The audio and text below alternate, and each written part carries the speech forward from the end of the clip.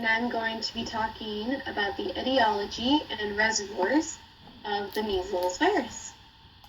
So let's go ahead and get started.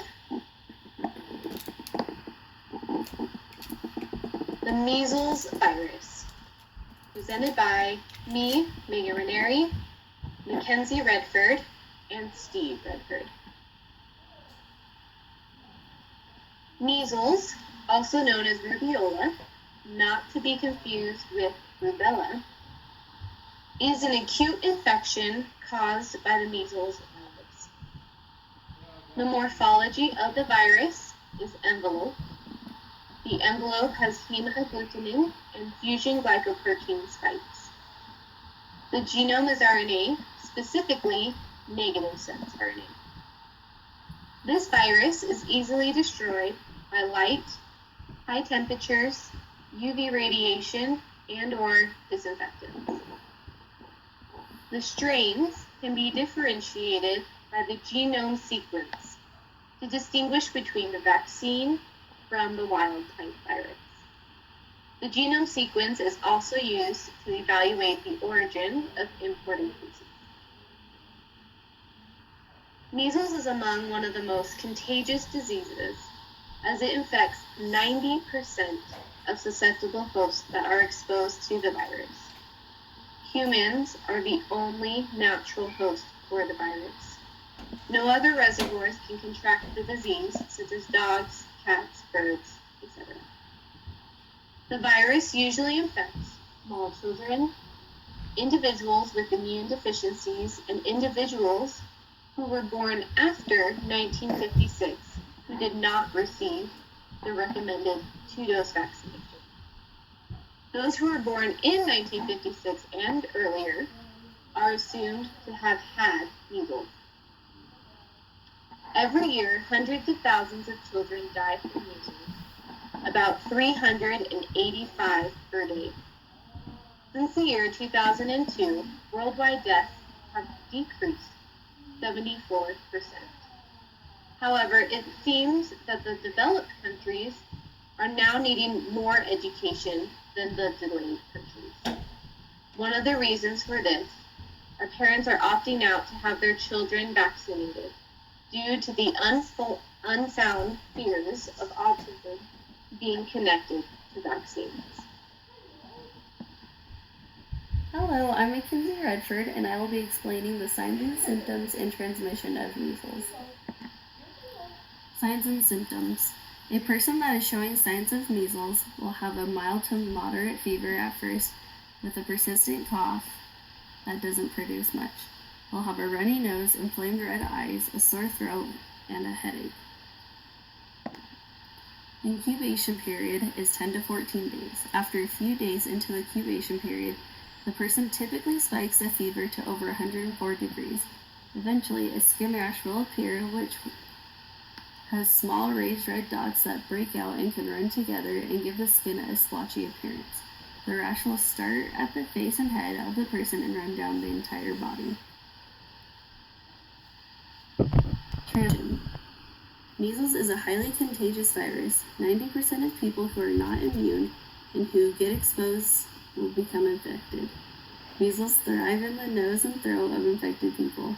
It is spread through droplets, for example, coughing or sneezing. The virus can float around and live in the air or on surfaces for up to 2 hours. People can still spread the disease during the incubation period.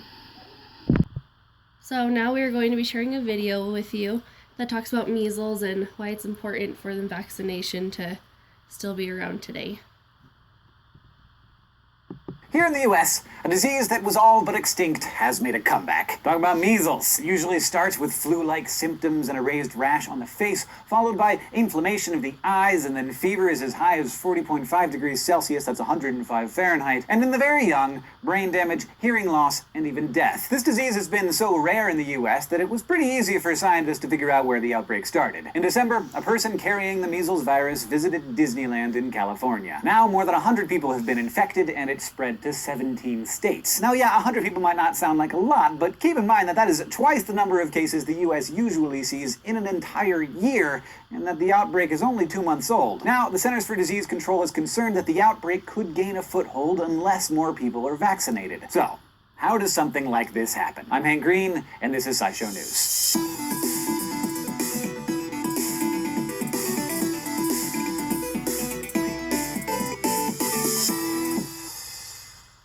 In the year 2000, scientists declared that measles had been officially eliminated from the United States. Elimination, in a medical sense, means that the disease is no longer endemic or regularly found in a certain region. But eliminating the disease in the US didn't change the fact that it was still prevalent in other countries, like the Philippines, where the current strain of measles seems to be from.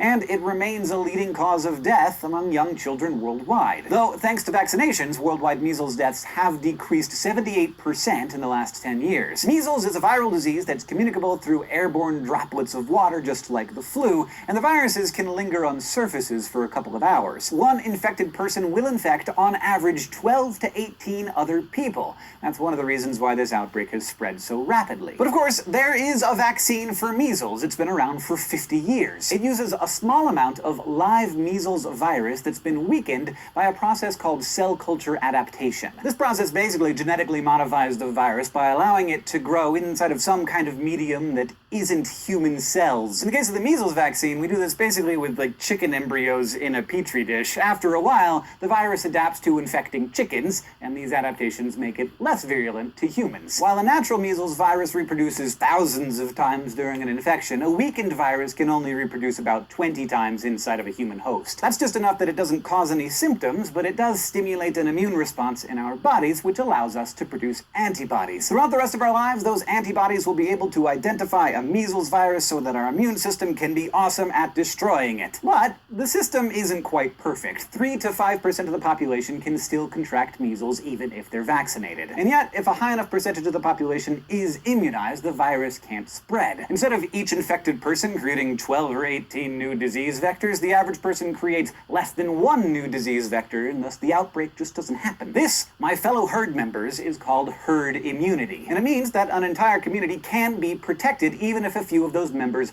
aren't immune to the pathogen. In the case of the measles, 92 to 94% of a population has to be immunized in order for herd immunity to protect the whole group. So, how do we know all of this? Well, a widespread vaccination program for measles, mumps, and rubella, all airborne viral diseases, began in the U.S. in 1963. And as the country's herd immunity increased, the incidence of measles went from 3 to 4 million cases a year in the 1950s down to just 37 cases in 2004. But in recent years, immunization rates have began declining, due in part to growing misconceptions that have erroneously linked these vaccines to autism and other disorders. As a result, in nearly 500 public schools at ground zero for the current outbreak in Southern California, the immunization rate has fallen below that 92% threshold, which has given the measles an opportunity to spread again. But people who've contracted measles from this latest outbreak are all over the country. More than half of them weren't vaccinated. Immunization rates in 8 other states are even lower than California's, with Colorado coming in last at around 81%. So this is probably not the last we've heard from measles. Our herd is being compromised. But how did we get here? How did we get to the point where people stopped using safe and effective protection against a disease and decided instead to take their chances? We'll be talking about the science of why we sometimes ignore science in a special infusion next week. My name is Steve Redford, and I am going to talk about treatment and control and some additional info about measles. Alright, for treatment and control, there's no specific antiviral treatment. However, physicians will use antibiotics of various types. People who are infected need to have their fluids replaced frequently, as they're usually vomiting and have diarrhea. Children in developing countries with measles should get 2 doses of vitamin A supplements. After someone who hasn't been immunized that has been exposed, they can receive a vaccine within 72 hours of exposure, which helps provide protection This helps lessen the symptoms of the disease. Pregnant women, infants, and those with weak immune systems may receive a serum globulin injection to help fight the virus and lessen the symptoms. After someone has been diagnosed with measles, it is important to get them into isolation as it is such an infectious disease, and keep all non-immunized people away from the infected person. Vaccinations should happen to all who can get access to the vaccine as early as 6 months old. Another important part is herd immunity, as it plays a big part in keeping as many people as possible safe from measles. Since the introduction of the measles vaccine, measles has basically been eliminated from the United States. The vaccine given to children in America is the MMR vaccine, which is given to the child in a 2-step process. The first shot is given by the child's 6-month mark, and the second is given any time from 15 months to 12 years old. This is a live attenuated viral vaccine, or LAV as commonly called in the medical field. This vaccine is a weakened version of the virus. Herd immunity is important in protecting people against measles. When babies are brought into the world, they have to wait 6 months to get their vaccines. They're very susceptible in this period of time. However, if everyone around them has been vaccinated against measles, there is no one that can pass the virus on to the baby, thereby keeping the baby safe from measles. This is why herd immunity is important and works. So, for additional info, roughly 25% of people who get measles will be hospitalized. A large amount of people who get measles end up getting secondary bacterial infections like laryngitis, ear and sinus infections, and even pneumonia, otitis media, and acute encephalitis.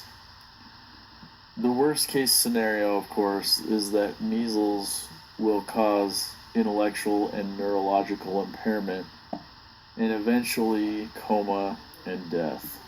However, this is rare. 90% of people who are not vaccinated get measles.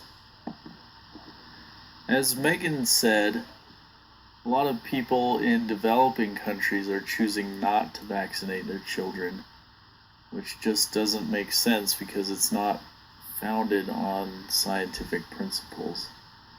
We believe as a group that it is important for young children to get vaccinated so that this once thought extinct disease is now coming back. So it's important to get that done. And here are our resources. Thank you all very much for watching, and hope you learned something about measles.